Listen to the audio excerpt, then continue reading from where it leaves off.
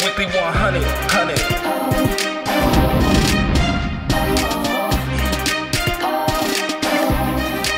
Now what you think about that? What's up, everybody? I'm A1O. And I'm Tani. And this is the weekly 100. So, this is our first show. Welcome, everybody. Thank you for joining us. Appreciate it. Here at the Weekly 100, we're going to be bringing you the latest news clips and gossip and our 2 cents, of course. Yes. Followed by the topic of the week, where we discuss anything from music to relationships. So we're just going to get right into it with our first show. Again, welcome and thank you. Hope you enjoy.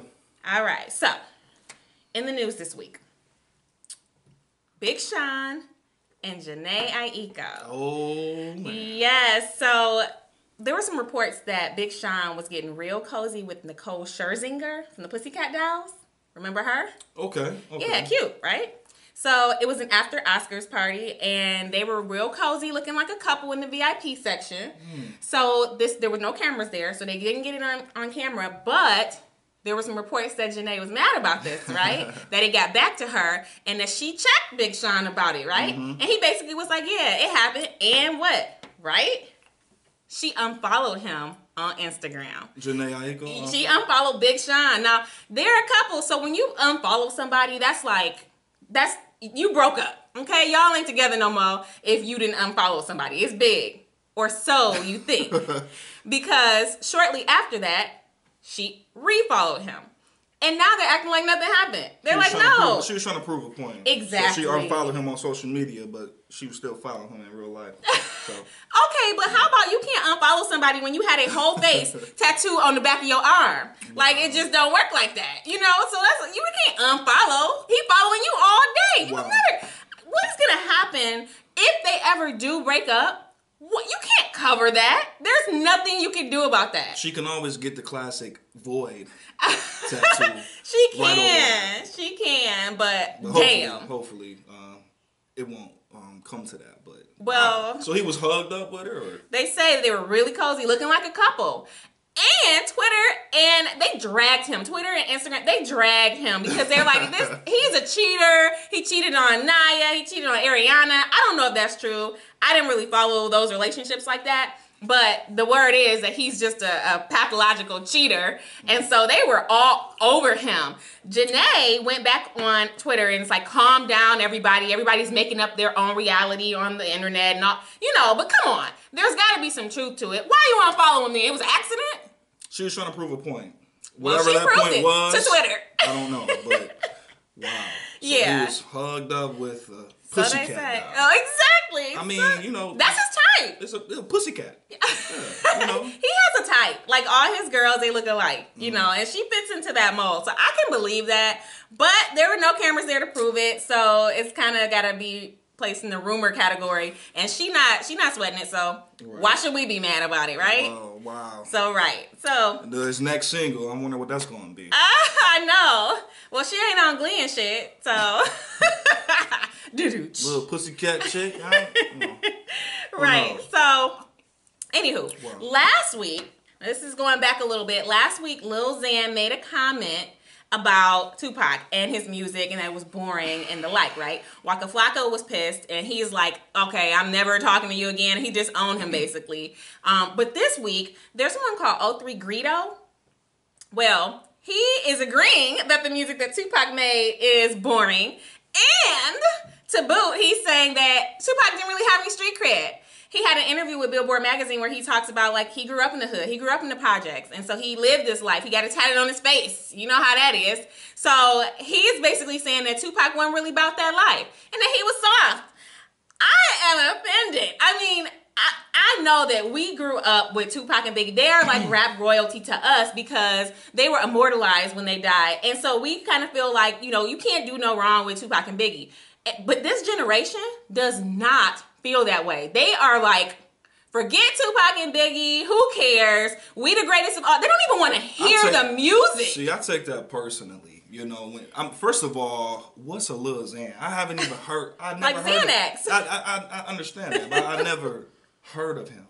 First of all, I have never heard any of his music either. But that's just because I never went out and sought out his music.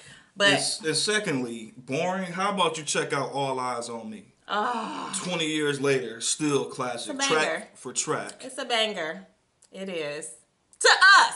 But see, that's what I'm saying. You know, generationally, you know, our parents listened to different rap than we listened to, and they had their greatest of all time. You know, when they were younger. But we actually listened to their music as well. Right. We listened to the rap from the heyday, and that rap influenced the rap that we had. You know, it's a storytelling venture, right, in my opinion. So, but again, the kids, and not just kids, these are grown-ups, and these are people who are actually making music, and they're chart toppers, and they disagree. You know, they are out here disrespecting the rap gods. Yeah, good music is good music. I'm very curious of what Lil Xan sounds like. Maybe we could play some. We could play some. Some Lil Xan? Yeah. I don't know. I'm not really looking forward to it. But anybody who can just blatantly say that about Pac, I mean, come on. Yeah. Like, what your bars sound like? What your music sound like? I'm clearly very not curious boring to hear what Lil Xan has to say. You said 03 who? It's 03 G.O.A.T. Greedo. Okay. Yeah. And I hope I'm saying that right, you guys. Let me know if I'm not, you know. Tweet me or hit me up. So he just basically agreed to say. Oh, absolutely. He doubled down on it. He doubled down on it. He's like, you know what? He really was. He was boring, and he ain't got no street cred. He wasn't really about that, you know. So I am floored and offended for Tupac, but you know, I mean, to each his own. I mean, greatest of all time, Tupac. I mean, absolutely. He had party music. He had that feel good music. He had that uplifting music. He had that nigga hit him up. He had that. Best record of all time. I mean, come on, like it's Tupac. Like, come on. You know, that's how we feel about it. His craft, the craft was he was good at his craft. And, you know, a lot of people argue, say, "Oh, Tupac wasn't that good." Okay, what are you measuring? Are you measuring his bars? No, Tupac was not about to come and bring you bars and metaphors all day. You know, he went straight for the gut. Straight to feel, straight for the touch, you know. So there was meaning behind his music, right? For sure. It depends on what are you measuring. You know, a lot of this stuff nowadays, I can't get no feeling off of that. You know, because most of it sounds the same.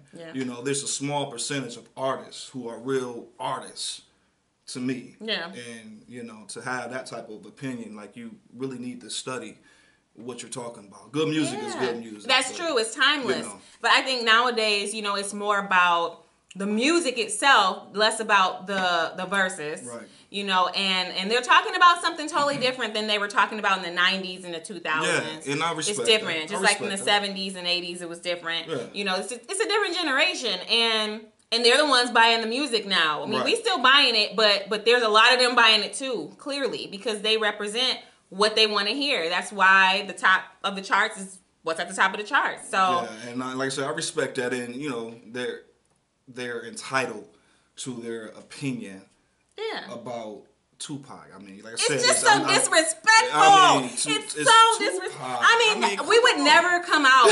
We would never come out and be like, Grandmaster Flash he wasn't really doing things, you know. We would never do that. Rick was trash. Yeah! We would never do that because we have respect for the founding fathers of the music.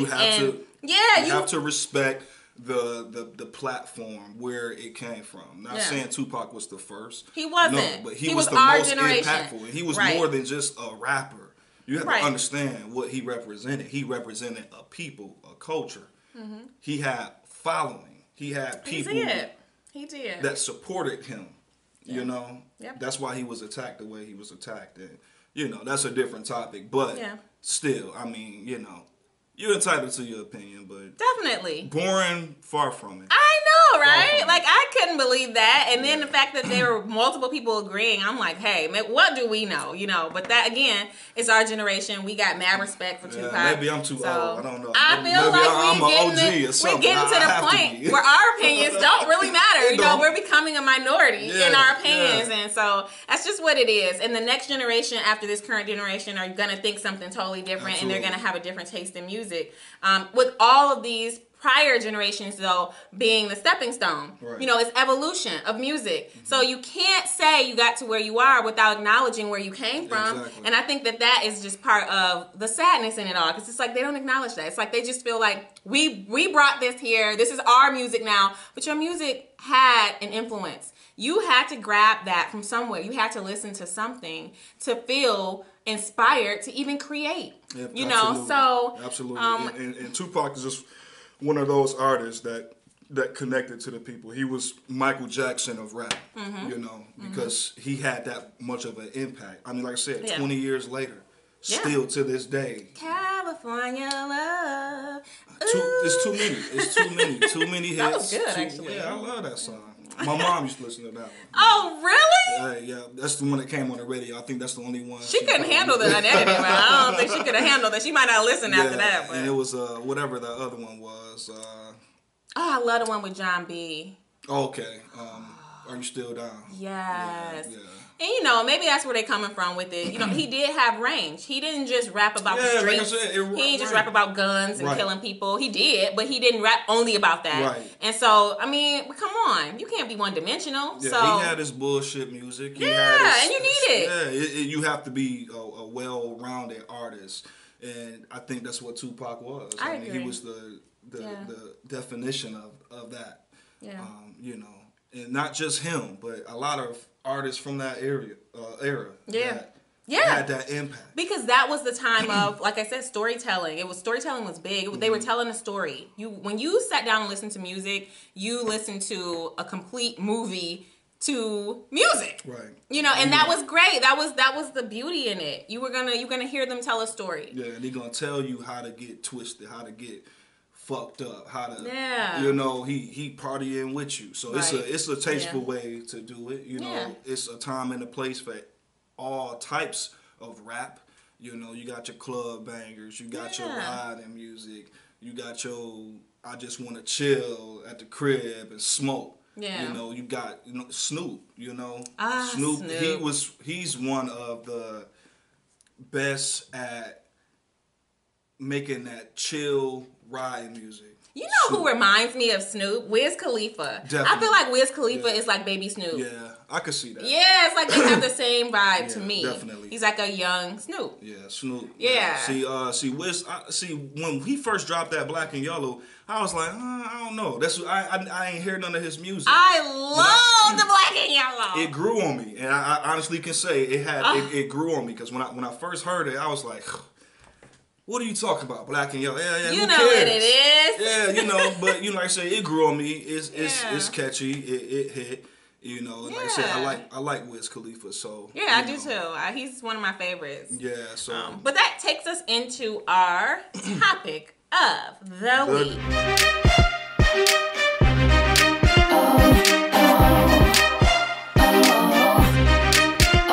Topic of the week is what actually makes someone the greatest of all time when it comes to rap.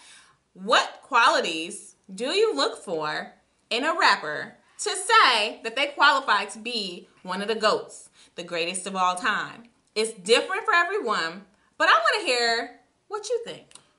Well, for me personally, what makes a rapper put in my top 5 or greatest of all time? It's funny that you asked that because I just did this in my head a few days ago. Really? I was thinking about that. So I'm going to give you just 5. Okay. Top 5. My top 5. The top 5. Dead or alive. I'm going to go with Tupac. That's number 1. Okay. I'm going to go with Nas. Oh, Nas. And I really hate to put Nas behind anybody. I know. But like I said, I'll get to it. I'll explain why. Okay. After Nas, I'm going to have to say, this was a tough one, was to put, and a lot of people not going to like this. But it's from circumstances. What? Jay-Z. Okay. Number 3. All right. Biggie. Eminem. Now, interesting. Let me break down why. Yes, please. Let me break down why. First and foremost, it's based off feeling. I'm an artist, so I write music based off feeling. Okay, that's fair. Those artists I grew up to it. I grew up on it. Yeah. It got me through a lot of stuff, a lot of memories, a lot of times and things I can remember while listening to those particular artists. That group, those are the artists that made me want to do it. That's awesome. You understand? Yeah. So Tupac, because he was more than a rapper. Like I said before, he represented a people. Not all the time in his music. He talked about killing niggas and bitches and all the shit that they look down on. He talked about all that, but what he represented, the people gravitated toward him. He had too much power. He was powerful. He was like a Marcus Garvey or a Martin Luther King or one of those. It was more than the music. It was more than the music. Yeah. So that's why he's number one. Just why I put Tupac there. Okay. All right. Fair. Nas, more than an artist as well. Absolutely. Different. Shout out to Nas for making a whole bunch of money on Ring, though. Oh yeah, shout out to Nas. Shout out to Nas. He a businessman. Okay. He just got paid. Yeah. Nas. His storytelling abilities, insane. I agree. Like no other. How you gonna tell a story backwards though? How do you do that? Oh, rewind. How did you do that, man? Favorite. And then you made him rhyme. And it made sense. You and followed I followed it. you. You saw the story in your mind. I can see that story right now, not listening to it. I remember it was that indelible. Like, it was really vivid. Exactly. So, the fact... Nas, countless bangers, countless hits. Yeah. So many times I was in the car, I ain't have nothing. I had a little red Contour that my brother bought me. I had the tape, Nostradamus, bumping at people. Oh, that's whack. No, it ain't. It was not. Oh, my God. And that's just one. Stillmatic, Illmatic. Oh, Stillmatic. Come on. Stillmatic alone. I mean, right. Classic. Like, that's just it. Classic. Stillmatic is it, okay? Classic. That's just, it's done. He could have retired right then, never made another album or anything and been the greatest. Yeah. So, I agree with that. Nas is definitely a favorite for me. Yeah, Nas, like I said, it's about the feeling. It's about that music touching my soul. It got me through times, hard times. It got me through. Mm-hmm. You know, nowadays, you don't really have a lot to gravitate to. Yeah. You know, the same things are going on. It's the world is different, but you still got black men like myself, younger, older, that are still going through the same things. Like, when I listened to Nas, I believed. It made me feel like, all right, it's not just me. He's saying the same things that I'm thinking, but he's saying it. So it must be true. He on the other side. He on the East Coast. Mm-hmm. He's saying these same things that I'm thinking. I'm like, oh, that's crazy. So it must be true. Yeah. So that's why I put Nas there. Jay-Z, same thing. Jay-Z, he was more of he was more flossy. Yeah. More showboaty. Yeah, which I appreciate. Yeah, he had some dope rhyme schemes, his patterns, his delivery, his hits. It's Jay-Z, you know. Yeah. So I put him number 3. I put him in front of Biggie only because of the longevity. Like I said, circumstantial. He couldn't help it. He got killed. Yeah. You know, so... But the collection that Biggie did have while he was here, untouchable. Yeah. Untouchable. He also was a great storyteller. Great storyteller. Very, very good stories on that album, last album. So, yeah. Lyrically, it's Biggie. Like, come on. It's Biggie. Yeah, so, and then Eminem. The way he put his words together. Yeah. Insane. Yeah. Insane. He made words rhyme that you wouldn't even think would rhyme. True. I remember when he dropped that Slim Shady LP. I was like 13 or something like that. You're aging yourself. It's all good.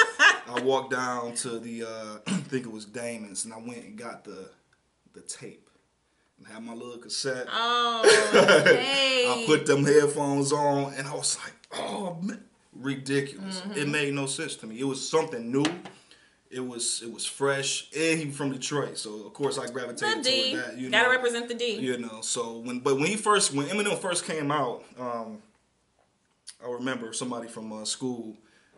It was a white boy from school. He's like, man, you ever heard of Eminem? I'm like, who? I'm like, man, please get that out of here. I wasn't trying to hear that. And now look at you. He in your top 5. Top 5. Eminem, lyrically, delivery, classic Eminem show. You know, so he also made songs that, you know, I felt that got me through things. Yep. That's what it's about for me. It's not about the beat or the catchy hook. You know, those things are important. Don't get me wrong. Anybody who make music they will are, tell you because that. you got to shake your butt to something. Yeah, you gotta have those. Don't get me wrong. I like I said, I make music like that too. But the core, you know, of those artists, it's the art. It's the art. Yeah, and it should be. The art is what should be at the forefront of the artist's mind. You know, you shouldn't go into making music to say I'm gonna make a hit. You should go into making music from your heart and say, okay, this feels good. This is what I want to make. I feel like making this. And if that's a hit, that's the best hits that have ever been written. Yeah, like what they say on Brown Sugar. They say, you want to keep it real, you go to Rockets. Go to Rockets. So we keep it profitable. It's too hard to do both. Right. Because it is. Yeah, but like I said, I respect that. You a businessman, okay, you doing music, you making money. That's fine. You feeding your family. I ain't got nothing against that. But you have to respect the art first. Yeah. The art. What about the art? What about that? What about it? No one cares about that. It's not important. What you're saying is not important. Yeah. If it's anything of value, anything that's uplifting or, you know, will make you think twice about doing some dumb shit, you know, it's no value placed on that. And I think that's what, you know, the music industry for rap is missing. You know, you got a handful of artists that's still bringing that. G.O.A.T, Nipsey Hussle, Kanye. I don't know what he about to do yet, but well, he's in Wyoming, so he's got to be doing something great. He's there cooking. He's got to be doing something great. Something. Hopefully, we need that. We're the old Kanye. That's right. Yeah, we could buy your old albums, just like Jay-Z said, but you know, we want the new albums that sound like the old ones. We want what we want. I need at least one more from Kanye, even if he don't. Let's say he put out something that's like, okay, he still got his spot, but I would love to enjoy at least one more Kanye album. T.I. Classics. I'm looking for something from T.I. too. You know, it's another artist that inspired me. T.I. definitely did. So, yeah. Wow. Well, that was a pretty comprehensive list. I mean, yeah, you know. I admire that. I don't really have a list, but I think Nas overall is my favorite artist. I think he is the greatest of all time. I think that he had everything in one. He could tell a great story. He had them bars. He was marketable. He could be commercial. So I just think he was a really well-rounded rapper. He wasn't boring. But he's my favorite, and for many reasons. But I think he is the greatest of all time. I mean, at that it's hard to pick one, but I think he fits the bill, and I could live with that, with him being the greatest. Right. So if anyone had to be crowned, I think him being crowned would feel good. That's good. So, like I said, it's you know, it's artists out there that I didn't mention that I respect, and of course, there's a lot of great artists out there. There's a lot of new upcoming artists that are awesome, you know, and that are making really good music. So it's always gonna be the next big thing. That's always gonna happen. And that's the way it should be, because the greats are gonna die. Right. You know, you gotta replace them with new greats, and that's just forever gonna happen. So, and shout out to the new school. You know, like I said, it's some young cats that's bringing it. You know, definitely they impressive. You know, so definitely we need that. That's innovation. You know, but just keep the art, keep your mind and heart in it, and you know, I think we got a lot of good things to look forward to. So I agree. Yeah. Well. That was a great topic. I really admired your list. But that's all that we have here. So thank you again for joining us for our first show, the Weekly 100. I really, really appreciate each and every person who tuned in, who watches. If you guys want to go over to Twitter or go over to Instagram, you can catch us. We're going to put our handles right here, somewhere around here. Yeah. That's right. Or you can just visit us on YouTube and you can just keep watching. We appreciate that as well. If you guys don't like something we said, let us know. Tell us why. If you love something we said, if you completely agree with his top 5 and that's your top 5 too, let them know. Let's talk about Hit us up. I'm sure some people that don't agree, but that's fine. That's what I'm here for. Let's talk about it. Let's debate. That's right. So don't be afraid, guys. We will respond to everything. But again, thank you guys for watching. This wraps our first show. And there will be more. Every week you can catch us on Wednesdays. We'll be posting a new video with new topics, new news, because there's always those things happening. And just some new food for thought. So again, thank you. This was our first show and we love you guys. Thanks for watching. See you next week. And I'm Tani. This is the Weekly 100. That's right. Take care.